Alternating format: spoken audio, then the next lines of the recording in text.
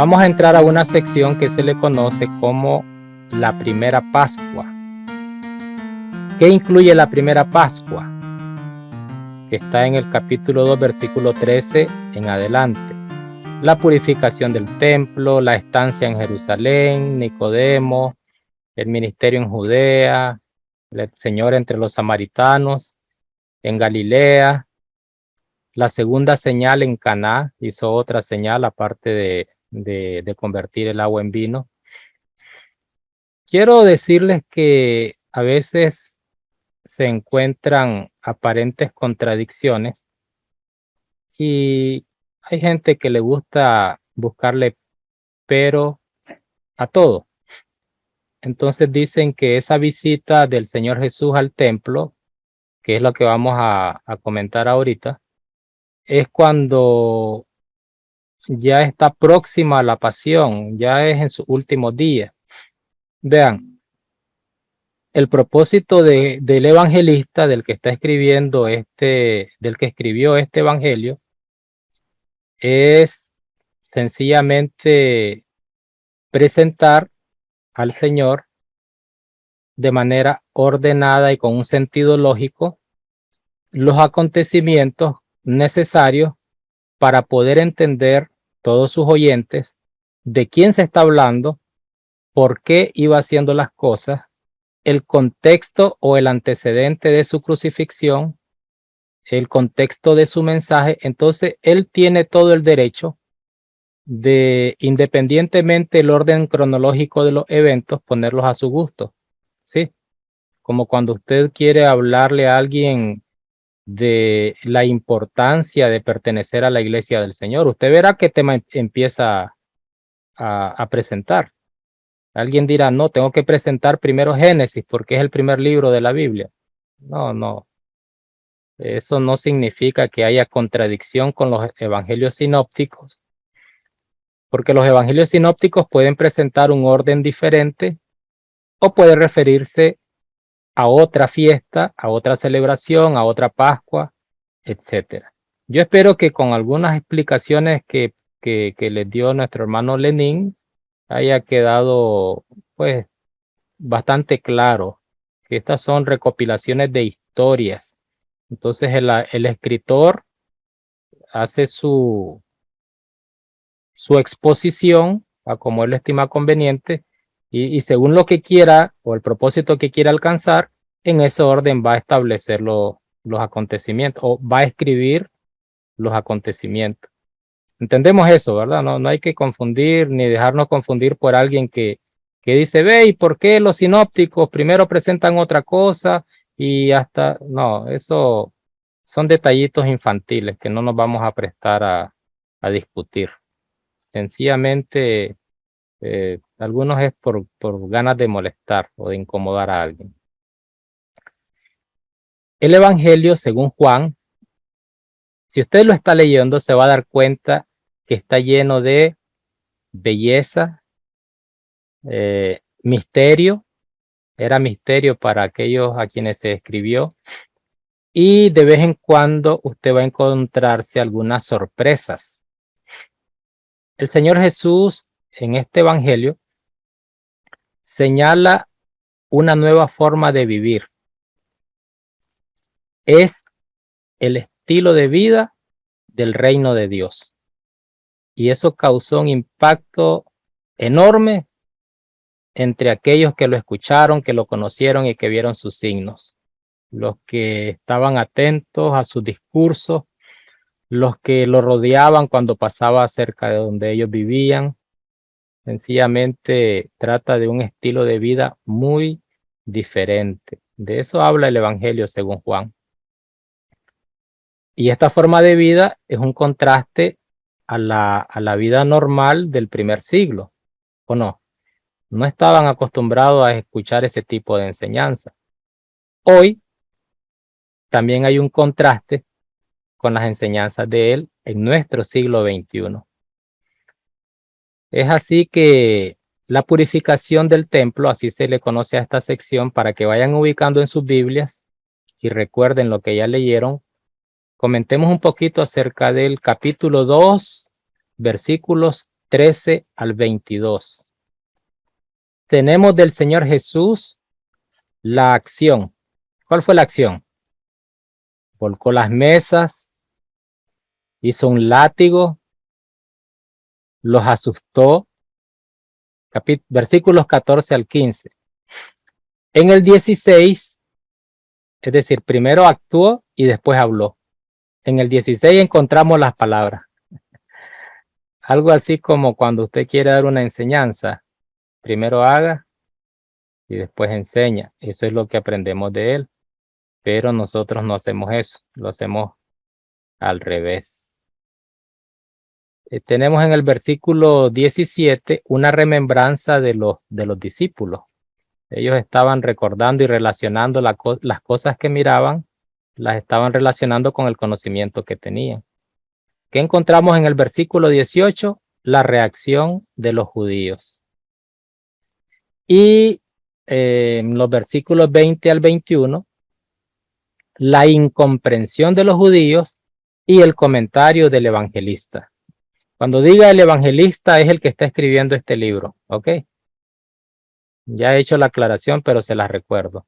Tal vez porque tenemos por aquí a Joshua Calero. Bienvenido, Joshua. Algunos insisten, argumentan y no me causa ningún problema, como ya lo mencioné, que esto se dio en la última semana de vida del Salvador, del Señor Jesús. Si usted cree que empezó de esta manera su ministerio, bien. Si cree que este evento está ubicado cronológicamente durante la última semana de vida del Señor, igual, pero vamos a comentar un poquito de que el evangelista le interesa mencionar este evento para explicar lo que resta del libro. Porque él está diciendo que hay una nueva economía, que hay una nueva manera de vivir que trae el Señor Jesús.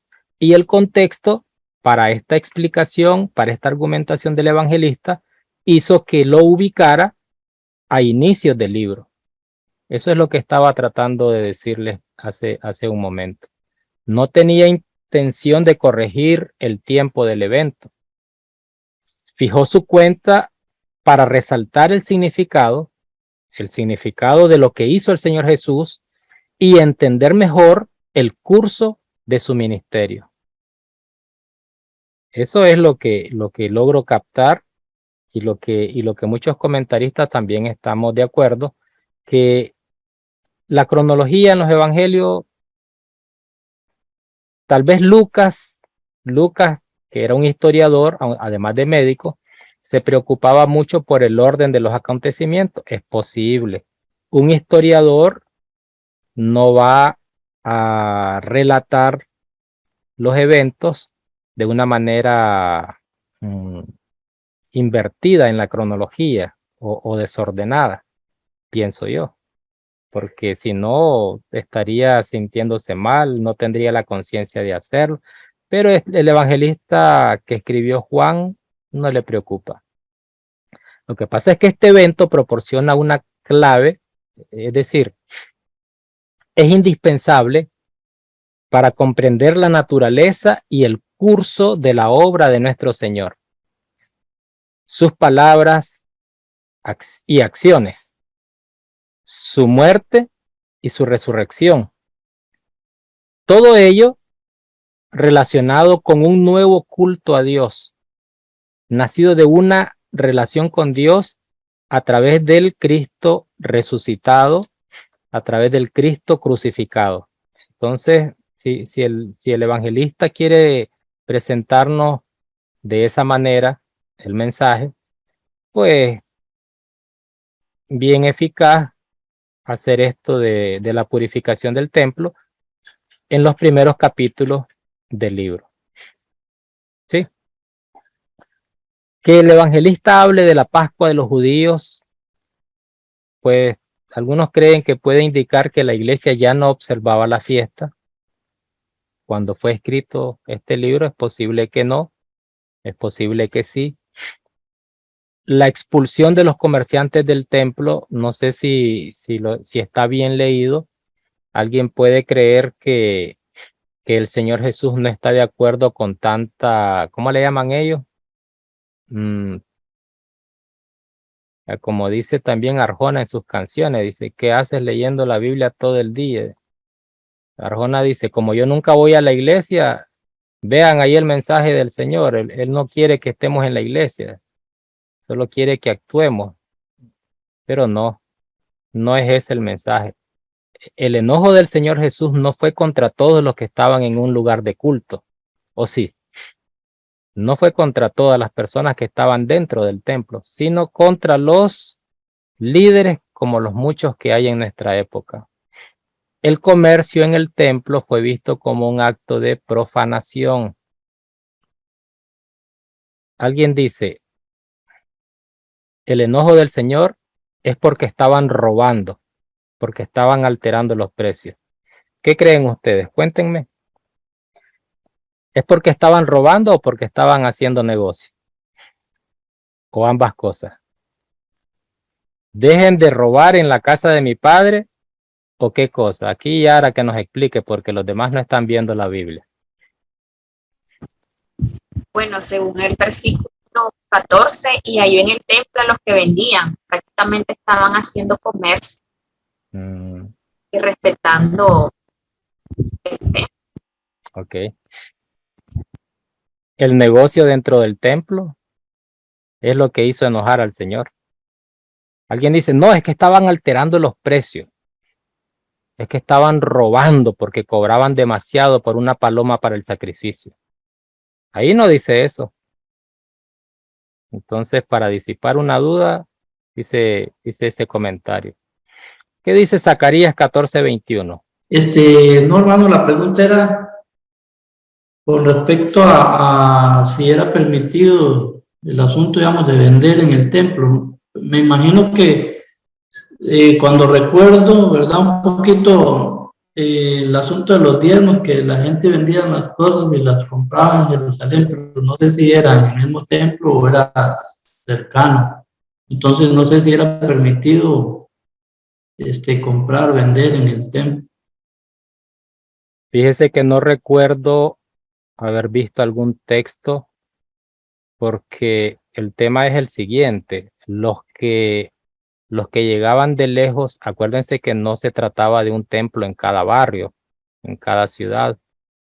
Se necesitaba atender los sacrificios, las ofrendas, oblaciones y según lo que estoy viendo en la reacción del Señor, parece que el negocio debía hacerse afuera. No recuerdo un texto bíblico, si alguien lo conoce o deberíamos leer, a ver, buscar ahí en la concordancia o en internet ahora está fácil buscar palabras en la Biblia, ya no solo en la concordancia. Sería bueno, pero no recuerdo que se haya dicho la venta, el lugar donde podía realizarse la venta. Porque hacer negocio no es el problema. Parece que hacerlo dentro le causó enojo. Okay. Entonces ya tiene el texto Raquel, me supongo. Toda olla en Jerusalén y en Judá estará consagrada al Señor de los ejércitos.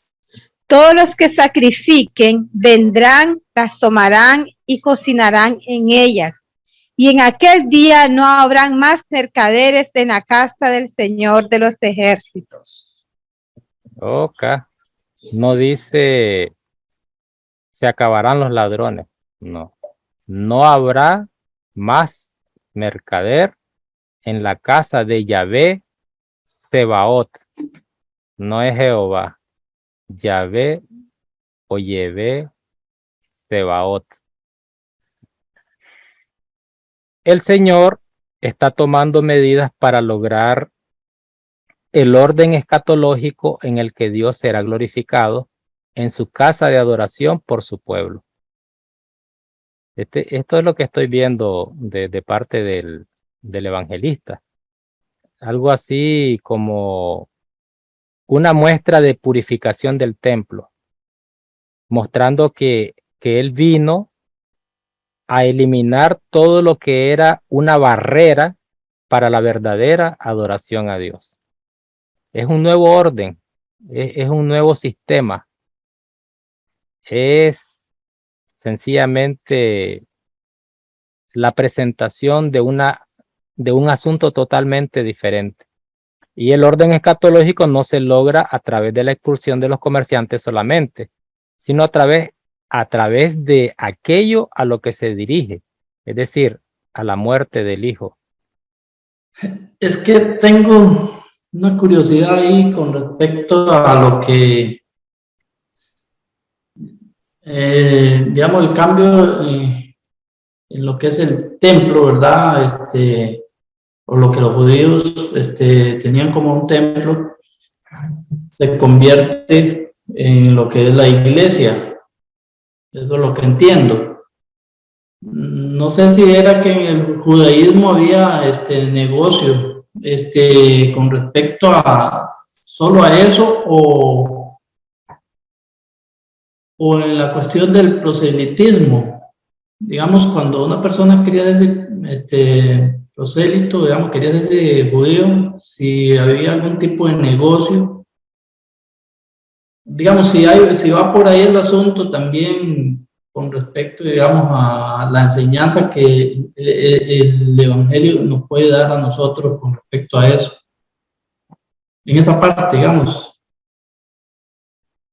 Vea, según lo entiendo, él no está diciendo, miren, están haciendo esto malo y tienen que corregir.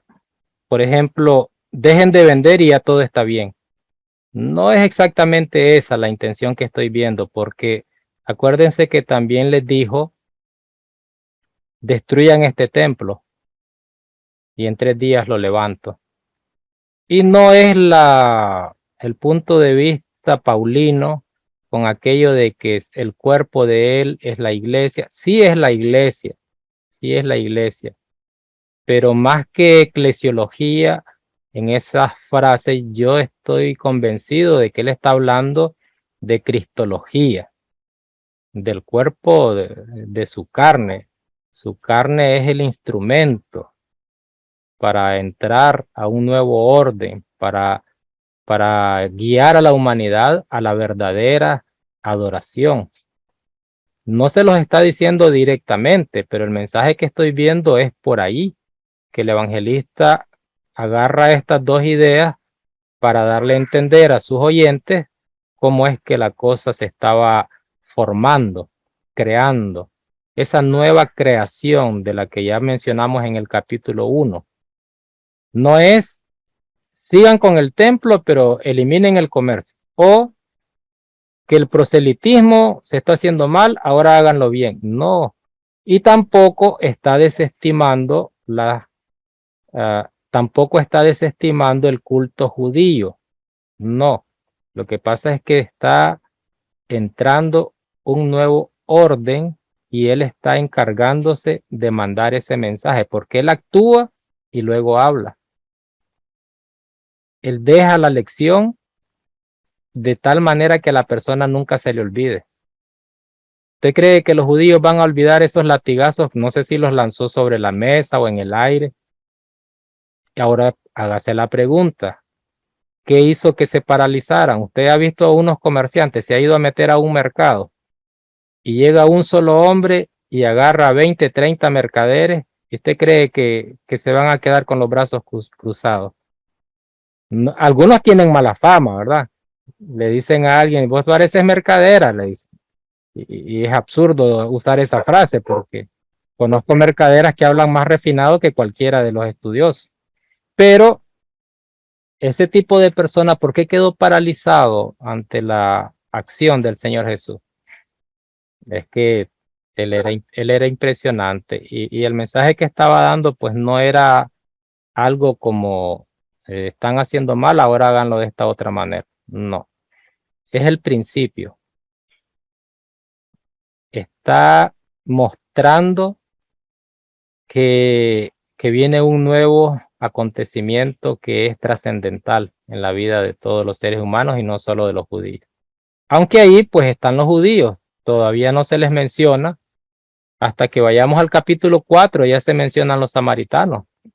Pero de momento, bueno, eso porque ya conocemos los relatos que continúan, pero de momento si está hablando con judíos, el evangelista, le basta con decir, vean, los judíos, ya las cosas no van a ser así.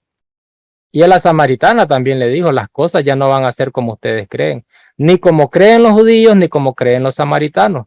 Viene el nuevo orden, la nueva creación, el nuevo templo, los nuevos adoradores, las nuevas condiciones para adorar a Dios.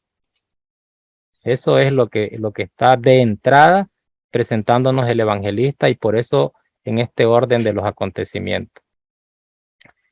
O sea, esto debe entenderse en términos de un cumplimiento escatológico. No está condenando el culto o el antiguo orden de adoración, porque la muerte de él que pone fin a todos los sacrificios es con el propósito de la exaltación y señorío que conduce a la era del Espíritu Santo, porque es una era del Espíritu Santo. La presencia de Dios es a través del Espíritu Santo. La acción salvífica es a través de Jesucristo, nuestro Salvador. La comunión directa del cielo a la tierra, de la tierra al cielo, con el Padre, los tres trabajando. Y el Señor Jesús impactando a todo el mundo con sus hechos, con sus acciones, aún con su enojo, dejando un mensaje inolvidable en todas las personas. ¿Qué era lo más sagrado para los judíos? No era el templo. Buena idea la del evangelista, iniciar por ahí para contextualizar los acontecimientos que va a narrar, de las enseñanzas y a dónde van a apuntar, porque él mismo comenta, ustedes lo pueden ver, que él mismo dice, da la explicación. Cuando él dice, destruyan este templo, el evangelista lo explica, pero los que están escuchando al Señor Jesús no saben la explicación, ellos quedaron perdidos, quedaron en el aire. Entonces el Espíritu Santo claramente le está diciendo al evangelista qué quiso decir el Señor, cuál era el mensaje, qué estaba demostrando con todo lo que estaba sucediendo y con lo que él pronunció. ¿Sí? Es importante ubicarnos, contextualizar cada uno de los relatos para que disfrutemos más. El Evangelio de Juan no lo lea como el Principito. Platero y yo recuerdo una lectura allá en la escuela, creo que estaba en preescolar. Imagínense acordarme de lo que me leían en preescolar. Imagínense qué clase de memoria. Hace medio siglo. Y hay una que nunca volví a ver, pero yo sé que esa lectura decía Enriqueta la Peleona. No creo que alguno de ustedes la haya escuchado, lo haya leído. Así que impactante. Ya sabemos que estos judíos pues creían que el Señor se refería al templo de piedra, pero el nuevo templo es en realidad el Señor Jesús. La purificación del templo es un signo de la naturaleza de la obra mediadora de Cristo como revelador y redentor. El impulso principal de la señal es el cumplimiento de la promesa, porque Jesús no vino a destruir el judaísmo, sino llevarlo a su objetivo destinado en el orden escatológico de adoración en la nueva creación, iniciada por y en su obra y presencia como el crucificado y Señor resucitado. El nuevo templo es precisamente el Hijo de Dios crucificado y resucitado. El cuarto evangelista concentra la atención en este punto de diferencia. La gloria de Dios y la presencia de Dios se revelan en el único Hijo y sus actos redentores. Es dentro de él que la humanidad experimenta esa presencia. Es transfigurada por esa gloria y ofrece un culto digno de su nombre. El significado último de la purificación del templo es, por lo tanto, cristológico, no eclesiológico. Parece que los sinópticos tenían otros propósitos, pero el de Juan, bueno, el de Juan le ha encantado a la inmensa mayoría de comentaristas y escritores, ¿verdad? Por la manera en que escriben, supongo que la mayoría se quedan con Juan. Así que no crean que estoy de copión. Lo que pasa es que después de leerlo uno queda impresionado. Vamos, después del 23. Después del 23 nos habla de la estancia en Jerusalén. Da la impresión de que el contexto es la Pascua, en la que el Señor limpió el templo. Aunque puede ser también una visita a otra fiesta de Pascua. Ya les comenté el tiempo en que ocurrió, si fue antes, si fue después, no debería preocuparnos. Sí o no que el versículo 24 habla de que la fe, como que es insuficiente creer solamente por ver las señales. ¿De qué habla el 24? ¿Quién lo lee? A ver, Raquel. Ahí ya no sale Jehová en el 24. Dice, pero Jesús mismo no confiaba en ellos porque los conocía a todos. Tal vez que la fe es solo el primer paso para llegar al Señor. La fe es el primer paso. Y muchos, pues, claro, ¿cómo se va a confiar al Señor? Si Él lee los pensamientos, Él escudriña los corazones. ¿Qué dicen de Nicodemo? Pobre Nicodemo, ¿verdad? Cada vez que escucho un sermón de Nicodemo, todo el mundo lo ataca, o muchos de los que escucho lo atacan diciendo que se avergonzaba de recibir al Señor Jesús o de hablar con el Señor Jesús, que por pena, que por miedo. Es posible, pero no lo sé. ¿Qué tal si ha sido solamente para no ser interrumpido en la conversación con el Señor Jesús? ¿Qué tal si el pobre Nicodemo lo que buscaba era no estar en medio del alboroto con tanta gente? Ustedes se imaginan a todos los que se acercaban al Señor cuando estaba dando un discurso, cuando estaba platicando con alguien. Ha de haber sido bullicioso, interrumpido, personas hablándole, todos querían respuesta de él. Yo me lo imagino así.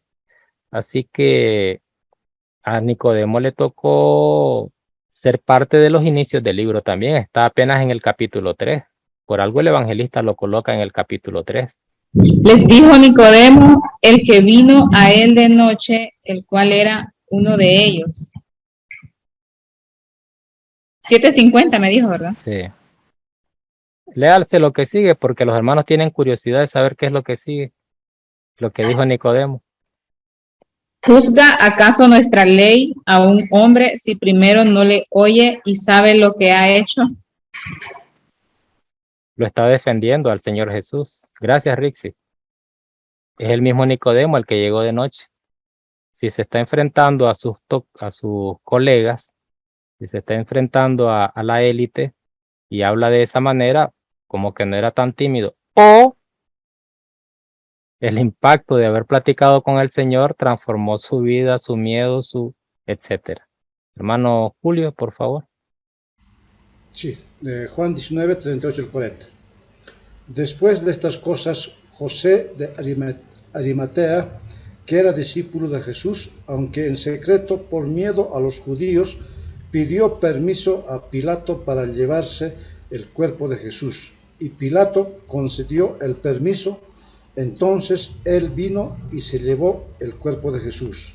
Y Nicodemo, el que antes había venido a Jesús de noche, vino también trayendo una mezcla de mirra y aloe como de 100 libras. Entonces tomaron el cuerpo de Jesús y lo envolvieron en telas de lino con las especies aromáticas, como es costumbre sepultar entre los judíos. Gracias, hermano. O sea que no era cualquier gatito Nicodemo, ¿verdad? Y nada de que, van a decir que soy de los seguidores de él y me van a echar preso. Si lo mataron a él, ¿qué no van a hacer conmigo? ¿Usted sabe cuánta gente se corrió y quiénes se corrieron del lugar? Nicodemo ahí, bueno, si leemos solamente el capítulo 3 y decimos, ay, qué miedoso, qué cobarde, que llega escondido, que no parece cobarde. Hay que leer también otras partes donde se habla de un personaje para tener un mejor concepto. Es como cuando vemos a una persona y cuál es la primera impresión que nos causa, que no nos cause ninguna. Esperemos un poquito más a conocerla, ¿sí? Entonces, esta plática del Señor con Nicodemo, aquí está hermano Dionisio otra vez, hermano Dionisio. Diga, diga. Pregunte tanto, hermano, yo quiero saber todo. Dígame. No era que tal vez, bueno, tal vez no, o sea, es una realidad que el evangelista ahí quiere enseñarnos algo con respecto a la noche, porque me llama la atención que donde vuelve a hablar el que vino de noche y otra vez el que vino de noche. O sea, quiere decirnos algo ahí, parece. ¿Cree usted? No encuentro muchos mensajes en cuanto a lo de la noche, a no ser que Nicodemo estaba en oscuridad y el que estaba en oscuridad vino a ser como un ejemplo en los inicios de este libro, como para decirnos que Dios hace nuevo a quien experimentará la nueva era. O sea, de la soberanía de Dios que vendrá en el futuro, porque Nicodemo estaba tratando de forzar un poquito el comentario de hermano Dionisio, estaba en un mundo de tinieblas y mediante el nuevo nacimiento ya sale a la luz. Recuerden que el capítulo 1 nos dice que el verbo vino a este mundo y él era la luz, trajo luz. Y no sé, pero no creo que lo que está diciendo el evangelista es, ¿saben quién es este Nicodemo? Es el mismo del que les hablé en el capítulo 3. Si él hubiera usado capítulos y versículos, tal vez no hubiera dicho el que llegó de noche. Tal vez nos hubiera dicho, el del capítulo 3 es este mismo.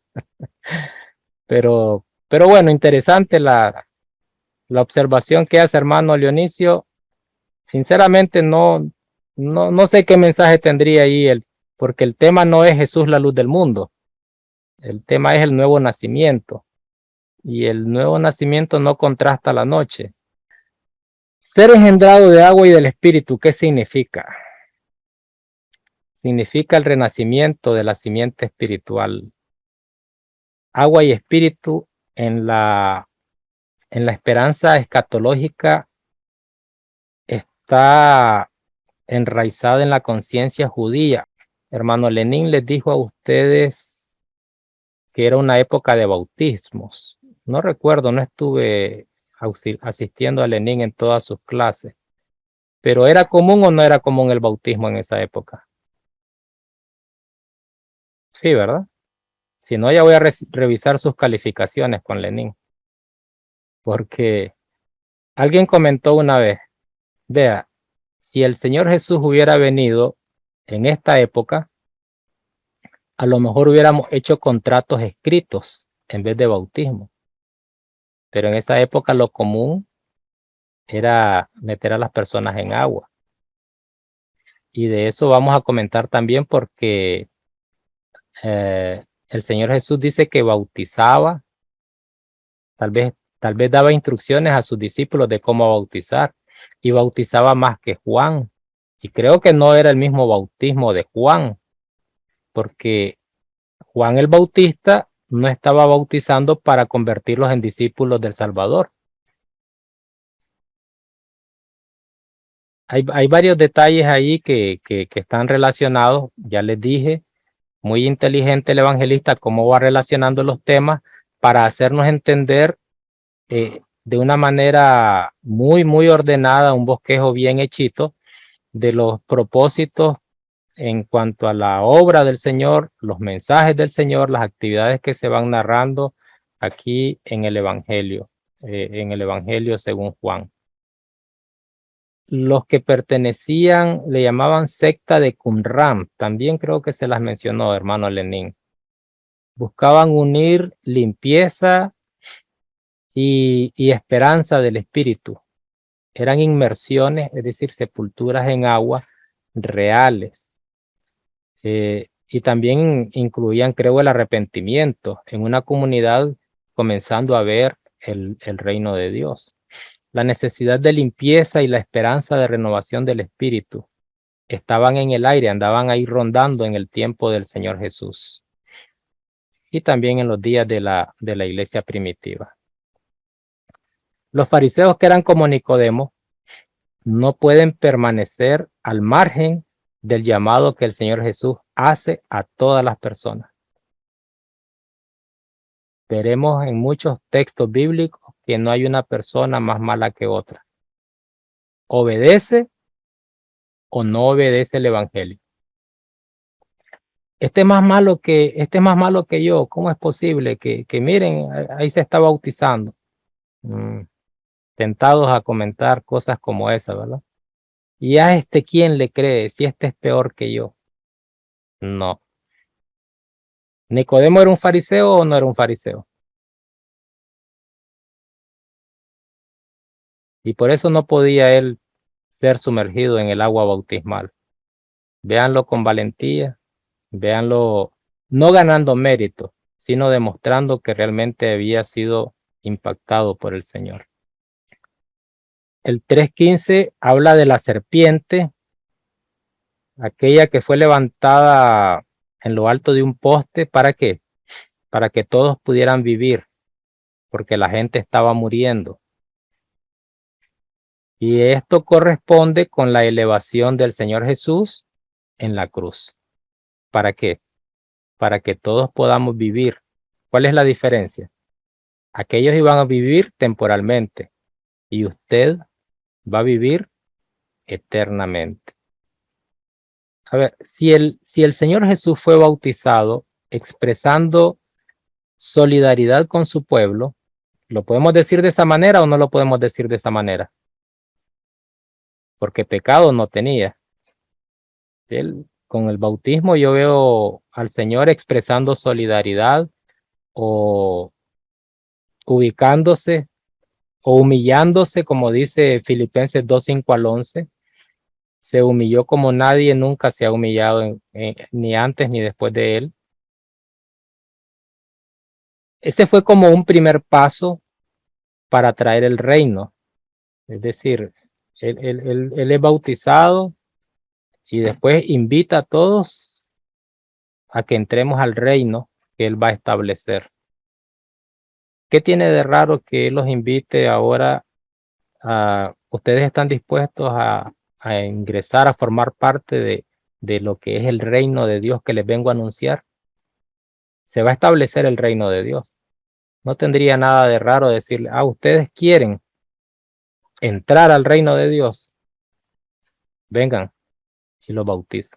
Como les digo, era un símbolo y no solamente por estar de moda lo iba a tomar el Señor, sino que el significado que se le daba en esa época era indiscutible como para establecer contratos, hacer arreglos, convenios. Y el Señor, pues, no creo que haya sido con el mismo propósito del bautismo de Juan el Bautista. El Señor ya está dando inicio, está dando forma al reino, a la nueva creación, al nuevo reino de Dios.